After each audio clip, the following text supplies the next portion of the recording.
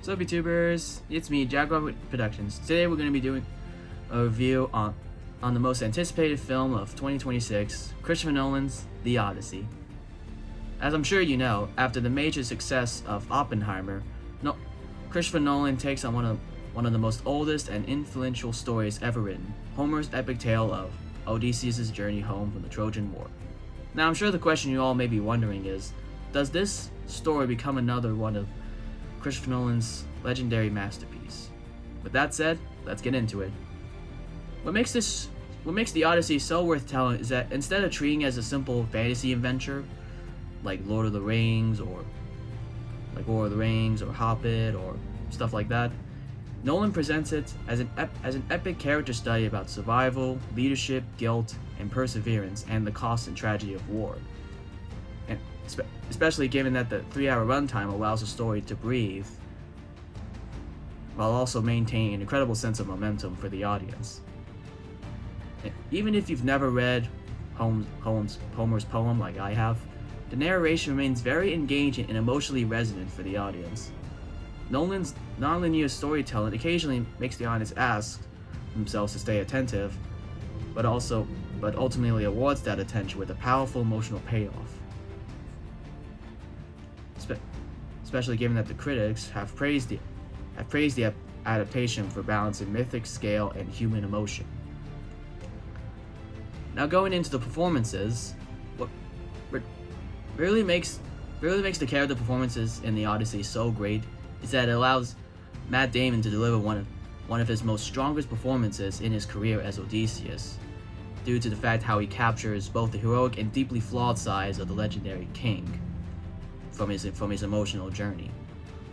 Not to mention, Anna Hathaway gives tremendous emotional weight to Penelope, while Tom Holland shines as Telemachus, bringing maturity and determination to his role. Not to mention the supporting cast, including Robert Pattinson, Zendaya, Jon Bernthal, and others, help make this movie feel like one of Nolan's deepest ensembles ever made. Now, going in the direction of the film, I think it's safe to say that this may be Christopher Nolan's most visually ambitious film yet, due to how every location feels very enormous. The practical effects and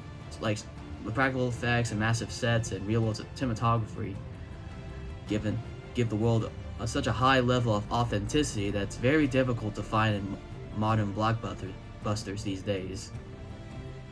Not to mention, this is the first film to ever be featured using IMAX technology, which makes the scale very breathtaking, especially during the seafaring sequences, such as with the sirens and the whirlpool, and the large-scale action scenes, such as with the Trojan War, fight with the Cyclops, and many others.